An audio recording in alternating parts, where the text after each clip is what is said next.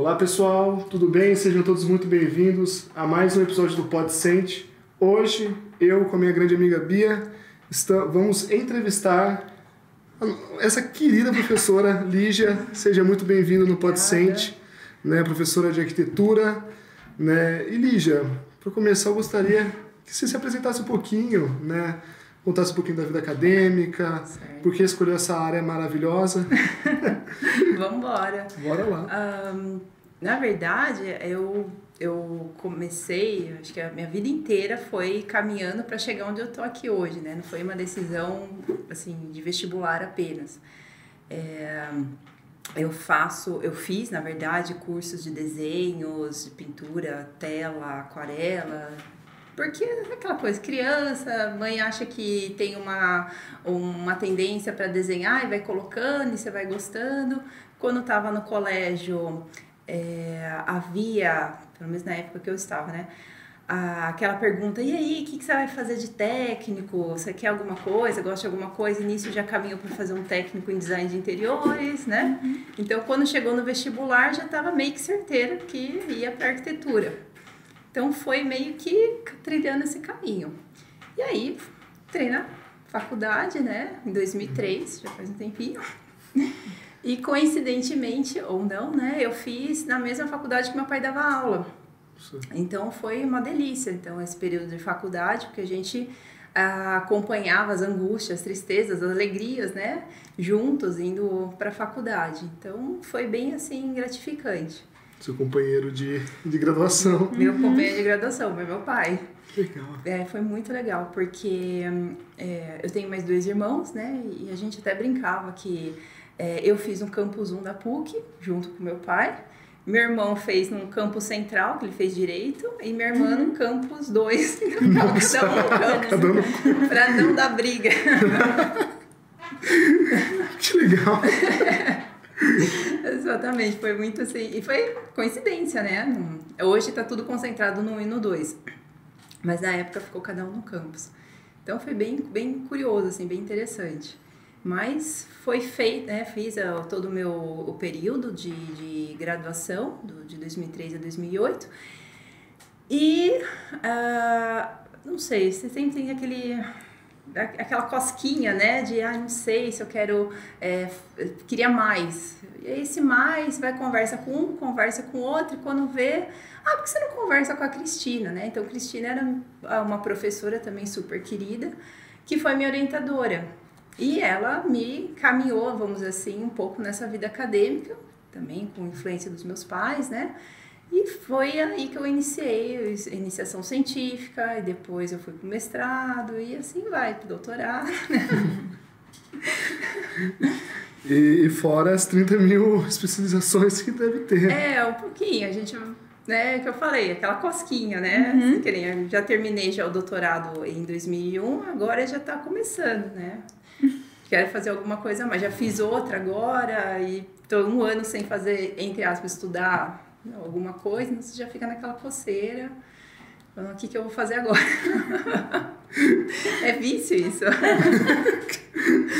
Não cansa. Não, depois você reclama que você não tem final de semana, que você tá cansada, mas não tem como. Aí você dá um espacinho na agenda, você fala, nossa, que interessante esse assunto, nossa, que legal fazer isso. E quando você vê, você tá se enfiando um monte de coisa.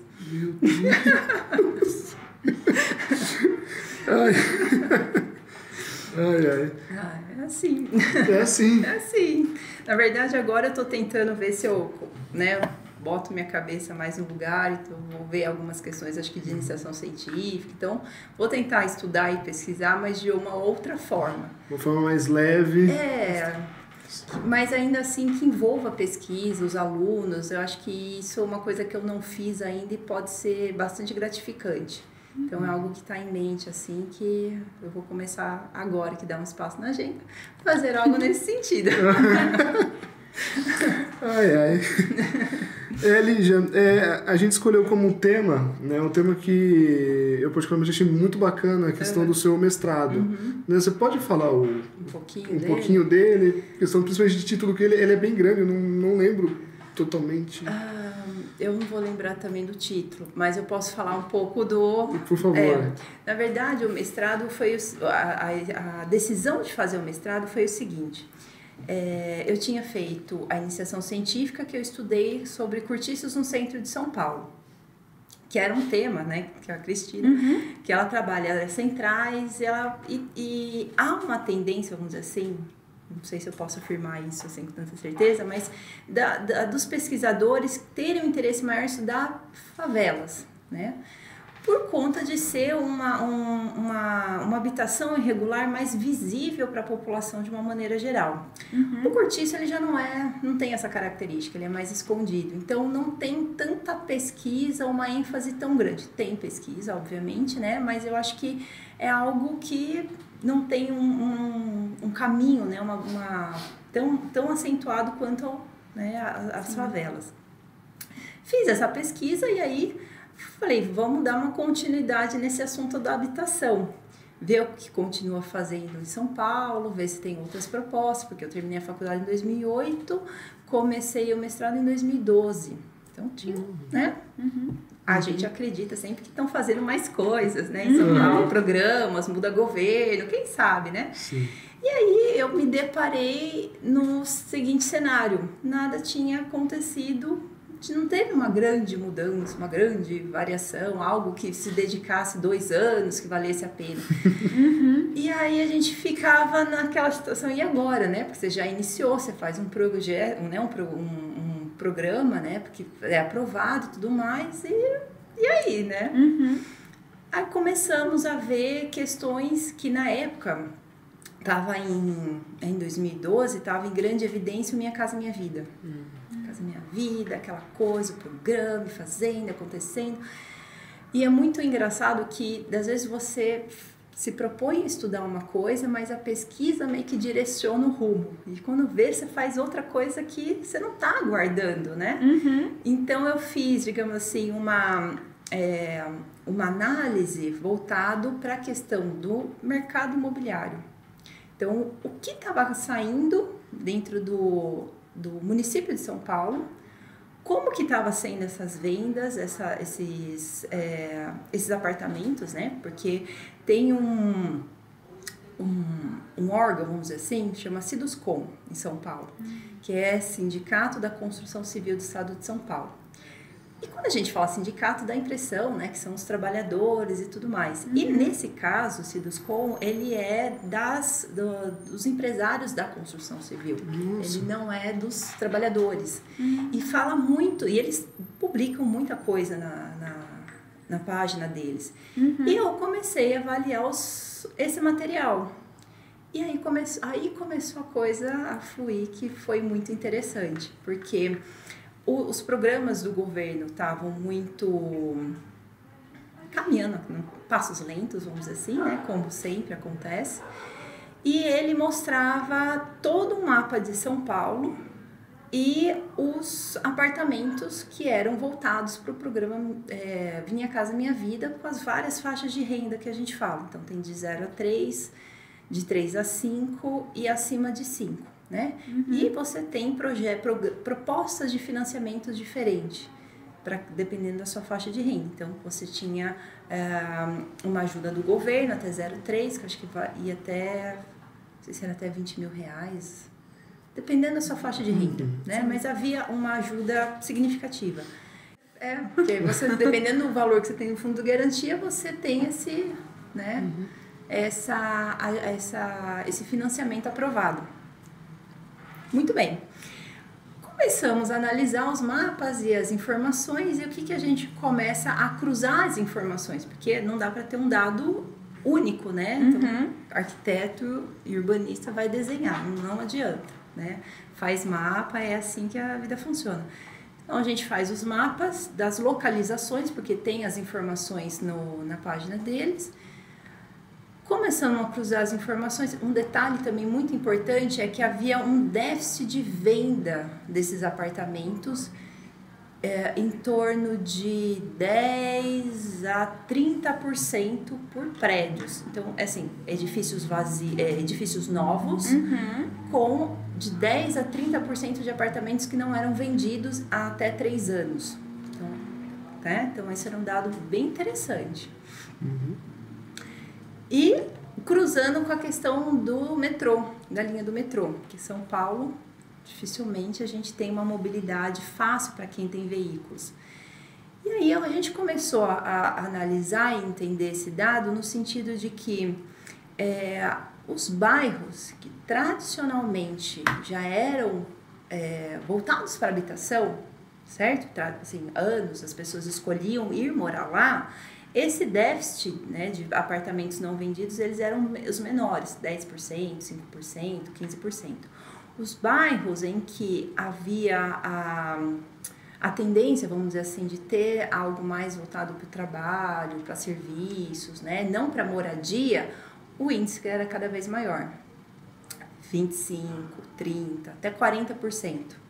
Então, a gente percebeu que havia também uma forçação dentro do mercado para tentar falar, olha, está um boom do mercado imobiliário, tem muito apartamento, né? O mercado está aquecido. Então, havia essa fala, e havia essa fala há muitos anos, só que a gente percebia que não era bem assim, né? E que eles usavam essa questão do metrô para facilitar a venda, que os metrôs, as linhas nem estavam prontas, nem sabia se quando ia ficar pronto, na verdade, né? Então, sabe, até o ano 2000 e tanto, pode ser que fique pronta a linha roxa, depois tinha a linha prata, então, algumas que hoje já estão prontas, mas na época não estavam.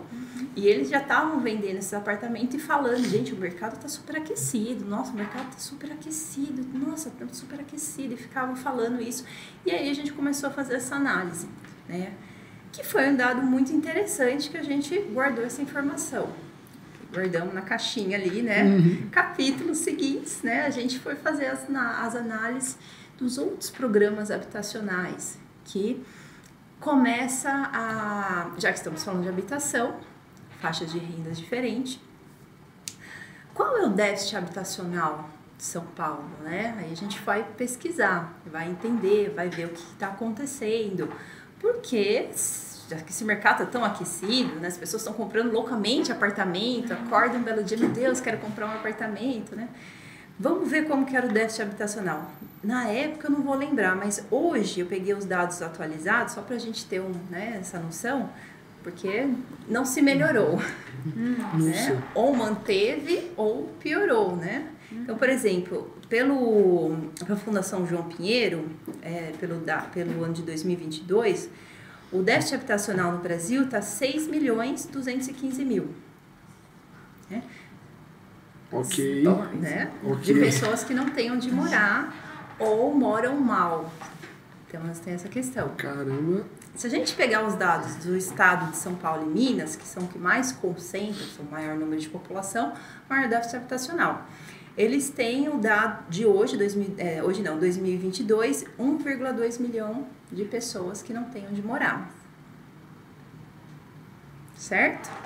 Se for pegar só o município de São Paulo, nós temos entre 370 mil e 625 mil pessoas que não têm onde morar. Os dados de 2022. Então, assim... Ok. Certo? Ok. E aí, o que você fala? Precisa de moradia. O programa Minha Casa Minha Vida dava essa fala de 0 a 3, 3 a 5 e acima de 5. Então, tecnicamente, deveria ter diminuído esse déficit. Muito bem, vamos lá. Continuando a questão, né? Quais outros programas que a gente tinha? Quais outras possibilidades de moradia que a gente podia resolver? Então, tem uma questão na arquitetura, que é um nominho bem esquisito, chama taxa de vacância. O que é essa taxa de vacância, né? São apartamentos vazios que ficam... Apartamentos não, assim, imóveis vazios. Então, a gente tem taxa de vacância de residência, taxa de vacância de escritórios, taxa de vacância de casas de alto padrão. E você pode ir buscando essa taxa de vacância. Então, você tem construções que estão vazias por muito tempo. E a gente tem em São Paulo, né, que é onde eu fiz a pesquisa do mestrado, uma taxa de vacância em 2022, e aí vai, ó, vamos guardando os dados, né? 11,4 milhões, esse do Brasil, desculpa. 11,4 milhões de imóveis vazios. Nossa, muita coisa. Nossa. Se a gente pegar o déficit de 2022, a gente tem 8,3% da população sem moradia. Então, a gente tem mais imóveis vazios do que pessoas que não têm onde morar. Sim. Aí você fala, né? Não tá juntando. Não tá batendo. Tem né? alguma coisa interessante aqui. E se a gente pegar o estado de São Paulo, se pegar o município, só a região central, e aí quando a gente fala centro, é Sé, República, aquele centro expandido, sabe? Brás, Moca, Santa Cecília, que fica aquele ao redor, né? Sim. A gente tem 20,7% dos imóveis vazios nessa área. Vazio, né? E essa área, não é que não tenha casa, mas a grande maioria são prédios. Ok. Né? É muita coisa. Muita coisa vazia e muitos prédios vazios. E a gente tem aquele, né, 370 de 625 mil pessoas que não têm onde morar. E 20,7% de apartamentos ali, prédios vazios. Por que esse negócio não... Não tá batendo, tipo... né? Aí a gente começa a tentar entender por que isso acontece. Então, assim, existe a possibilidade, aí a gente vai na questão política um pouco, né? E na questão do mercado imobiliário. Então, por exemplo, muitos proprietários não querem vender porque está especulando. Então, aí pensando na questão urbana, né? Se a prefeitura, ainda mais na área central, elas fazem muitos projetos, muitas propostas de melhoria. Então faz um museu, melhora as calçadas, tira a fiação da rua em terra. Isso traz uma qualidade muito maior para aquele espaço. Então, se você tem um prédio ali, o seu metro quadrado dobra ou triplica. Então, tem gente que tem os prédios ali que larga para especulação mesmo, esperando uma melhor condição financeira para vender e lucrar com isso. E a gente também tem questões que vão de problemas jurídicos. Então, aí é um pepino. Nossa Senhora, tudo dá para resolver, mas é um problema. Então, esses prédios, só para a gente entender o que significa, são os primeiros prédios construídos lá em 1950, 40, 30, né? Então, não tem aprovação de bombeiro, porque não tinha nem regra de bombeiro. As fiações elétricas não tinham isolamento correto. Então, alguns prédios pegaram fogo por conta disso. Né? Teve muita morte e tudo mais, porque não tinha ar-condicionado naquela época. A parte de telecomunicação, telefone, não existia ainda, não estava consolidado. Então, toda essa evolução construtiva foi ocorrendo ao longo do tempo. A necessidade de ter garagem nos prédios também se tornou mais presente. E você faz o que com esses prédios? Você entendeu? Então, eles estão obsoletos. Só que, para uma moradia popular, que você tem pessoas, tem famílias com uma renda muito baixa, você pode adaptar e, né, tentar... Lógico, tudo tem que ser feito uma análise para ver se dá para fazer, né? Porque tem várias particularidades. Mas você consegue analisar e ver e fazer essa reforma e colocar pessoas que não precisam de carro, já está usando o transporte público. Às vezes tem um apartamento até com uma metragem menor, não precisa ser 100 metros quadrados, mas pode ser 40, 45, né? Para morar, porque o déficit habitacional é muito alto. E você tem tudo, né? Tá tudo aí. Então a gente começou a ver essas questões. Então, isso é uma realidade que ela está consolidada até os dias de hoje. Existiu programas do governo, né? Então, o programa, por exemplo, deixa eu ver aqui, o Renova Centro, programa Renova Centro, que ela tinha essa proposta, pegar e fazer esse levantamento desses edifícios vazios para, junto com a Caixa Econômica Federal, ver quais eram as possibilidades, porque tem prédio que o custo da reforma é tão alto que compensa mais demolir e construir do zero. Não tem a questão de ventilação, de iluminação, de banheiro, né, circulação. Às vezes é um prédio de escritório ou era um hotel. Então, tudo isso precisa ser reformulado. Outra questão que às vezes acontece muito é o prédio ter muitos donos. Como é um prédio antigo, o proprietário já morreu, deixou para os filhos, que deixou para os netos, não está no Brasil, brigou, separou da esposa, e aí você precisa judicialmente ver com cada proprietário de comprar para ter aquele prédio todo como, né, um imóvel da prefeitura para fazer essa reforma. Então você vai vendo a realidade e entendendo também a dificuldade, né, de adquirir todos esses imóveis.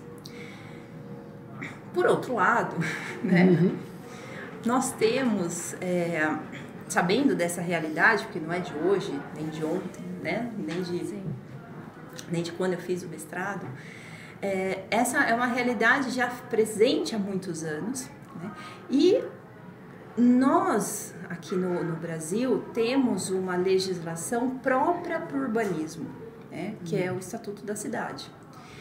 E o Estatuto da Cidade ele foi aprovado em 2001. E dentro, né, então o Estatuto da Cidade é uma lei, na verdade, né, a lei, deixa eu pegar o número aqui, 257 de 2001, que ele traz uma série de legislação, né, de instrumentos que a gente fala. E um deles é voltado exatamente para isso. Olha que coisa, gente, bênção, né? Ele é nós temos o IPTU progressivo no tempo, que a gente fala. Então, o IPTU progressivo no tempo é justamente uma lei para essa finalidade. Então, você tem um imóvel ou um terreno no centro da cidade, numa área já valorizada, consolidada, e você não usa, deixa lá especulando. Né? Para uma hora que você tiver uma oportunidade, conseguir ganhar com isso.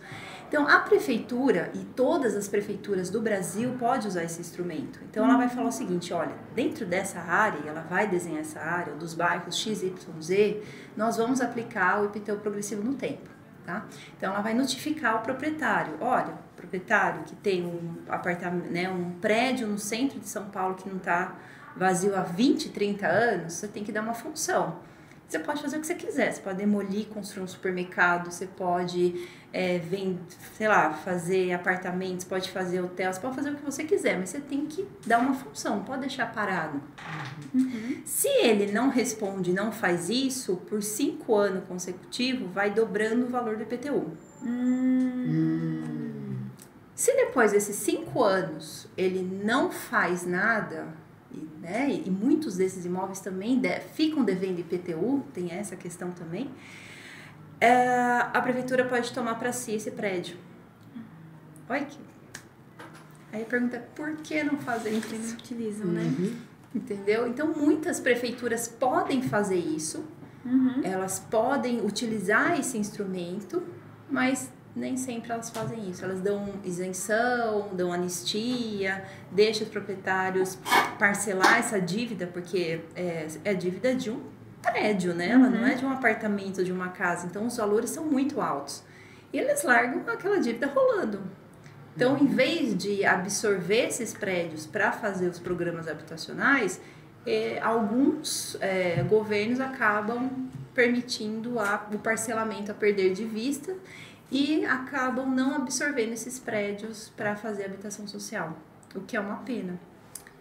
E você acha que tem algum movimento social, alguma organização civil que conseguiria ajudar nessa parte, ou que já tentou ajudar para fazer alguma coisa? Porque, pelo que você falou pra gente, o que o poder público poderia fazer, ele não utiliza muito bem.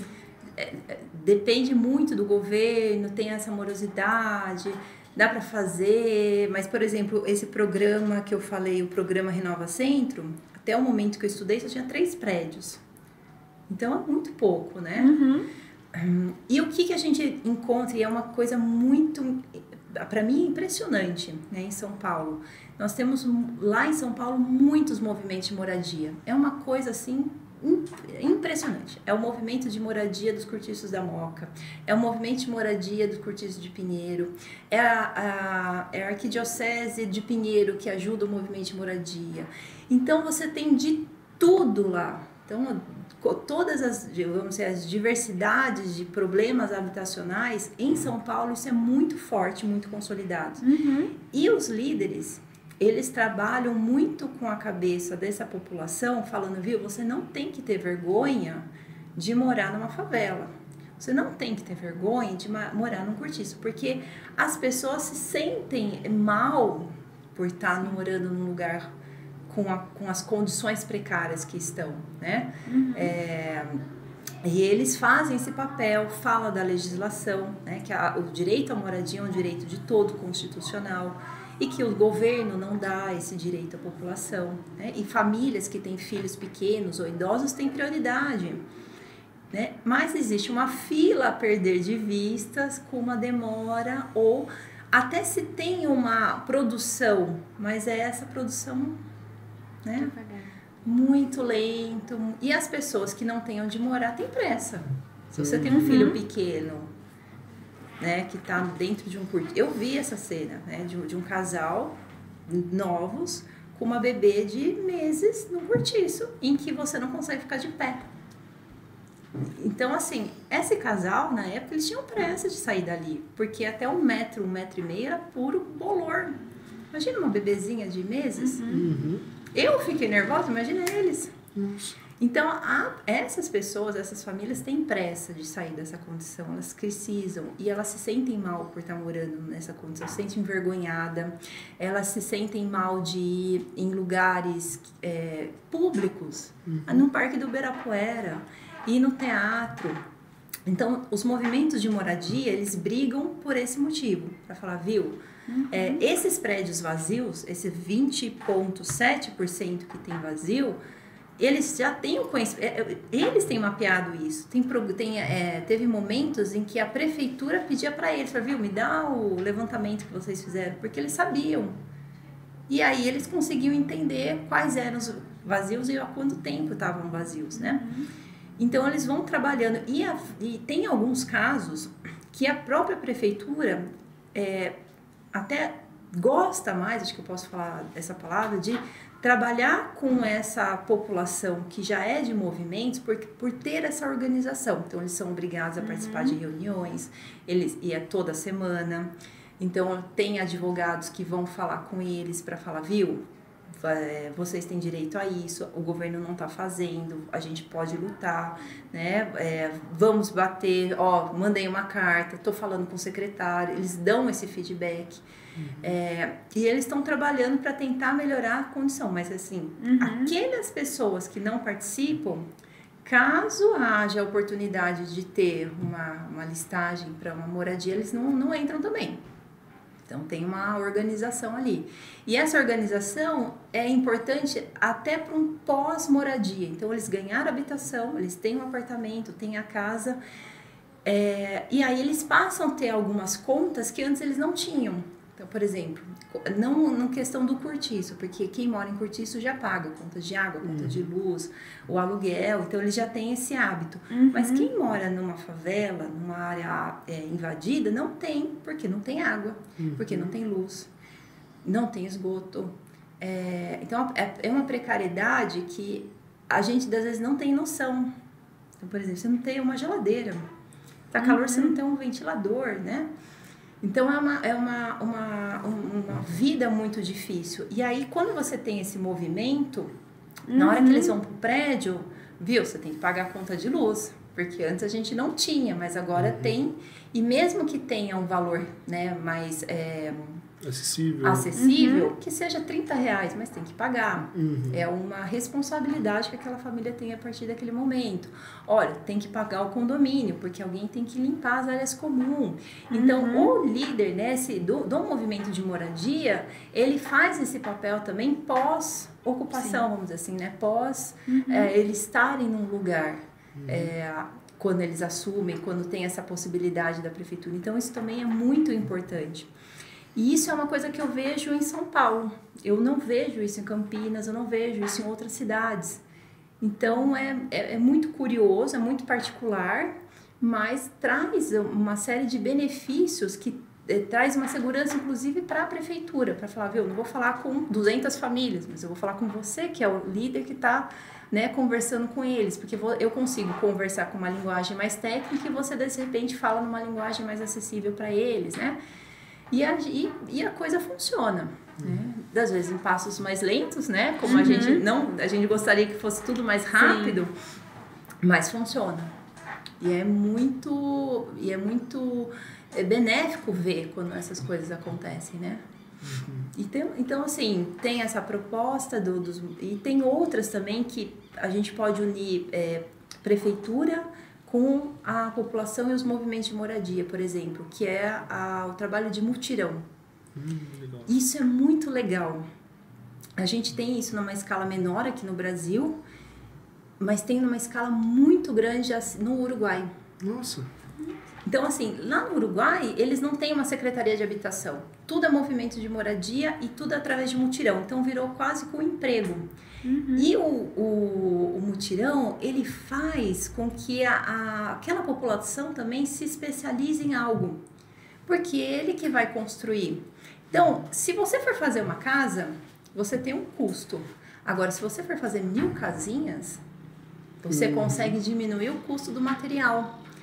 Então, lá no Uruguai, eles perceberam isso e eles conseguem fazer a compra de terreno com custo mais baixo, porque eles compram hectares. E aí já subdivide, já loteia, já consegue.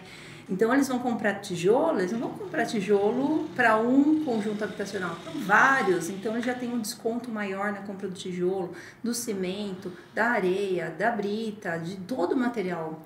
E eles conseguiram fazer disso um programa, vamos dizer assim, habitacional federal, né? Porque lá eles só fazem dessa forma. E a gente tem aqui em pequena escala. Então, é aquela coisa, se quem está no governo sabe dessa possibilidade, tem conhecimento, quer fazer, ele pode utilizar, porque o custo é mais baixo. E quem vai fazer a construção são os próprios moradores. Então, eles também vão ter mais apreço por fazer aquela casa, né? E aí, no final da obra, eles fazem o sorteio. Que legal. Porque senão você vai fazer a sua casa... top. E dos outros, mais ou menos, aquela não gosta dela. Não, faz todo mundo igual. Finalizou, faz o sorteio para ver quem vai ficar onde. E isso traz uma gratificação. O projeto... é sempre feito com arquiteto, engenheiro, junto com a população. Então, como é que você quer fazer? Então, das vezes, porque isso é muito legal, ouvir o que eles têm a pedir, né? A gente não é dono da verdade, a gente não sabe tudo. E das vezes o que para mim é uma necessidade, para eles não é. Então, tem casos, né, de projetos que o arquiteto queria fazer varanda, né, para entrar o sol. E a pessoa fala, não, eu quero armário, entendeu? Eu preciso de armário para cozinha, eu preciso de armário para o quarto, eu preciso guardar edredom, toalha, sabe? Então, foi refeito o projeto com base em reuniões que foram feitas para fazer conforme a necessidade e o pedido deles. E tá tudo bem, né? Então, ouvir também o que eles têm a dizer, ter essa didática de saber explicar, porque é um desenho, né? Sim. Então, nem todo mundo tem essa visão. Então, muitas vezes eles trabalham com maquete, desenham o carrinho, desenham o homenzinho e vão trabalhando assim. E aí consegue trabalhar com uma linguagem mais acessível e dá certo. Então, assim, são poucos os exemplos, mas os exemplos que conseguem fazer é muito gratificante. E é gratificante também contar isso para os alunos, né? Porque a gente sempre, eles falam, mas política é muito difícil, às vezes não funciona, mas assim, quem sabe eles estando na prefeitura, a gente planta essa semente, né? E um dia isso torna realidade em outros municípios, né? Total, porque eu mesmo não sabia disso. Eu fiquei, cara, fantástico, Lígia. Caramba. É muito interessante. E é um país aqui do lado. O Uruguai aqui do lado, nossa, assim, a gente nem fica sabendo, tipo, né? E essas formas fantásticas de fazer manutenção, né, dos espaços e tudo mais. E conforme você vai construindo, você vai se profissionalizando. E aí depois você mesmo se torna o profissional que vai construir os outros conjuntos habitacionais, entendeu? E aí você já vira o marceneiro, o pedreiro, o cara que vai mexer com a esquadria. Você se tornou especialista naquilo. Você tem uma profissão. E acabou, entendeu? É maravilhoso. Você já vai matando várias questões ali. Várias questões. Lígia, infelizmente, né, o tempo já está indo, mas muito obrigado por essa aula aqui, porque, Foi muito legal. a gente, tipo assim, o tempo passou e eu nem vi. Eu fui ver depois, caraca, mas Lígia, muito obrigado, muito obrigado pela atenção, pelo tempo, né, e principalmente, né, pela essa vontade de estar aqui com a gente, obrigado. Síntese de portas abertas para o Podsente, né. Foi fantástico. Obrigada. Eu que agradeço. Eu agradeço a atenção, eu agradeço o convite, né? O tema, tanto tempo que eu estudei isso, exatamente, né? Sim. Algo de mais de 10 anos atrás. Né? E é tão atual isso. Sim. Né? E é isso. E com isso a gente se despede. Obrigado, gente. Até mais. Tchau.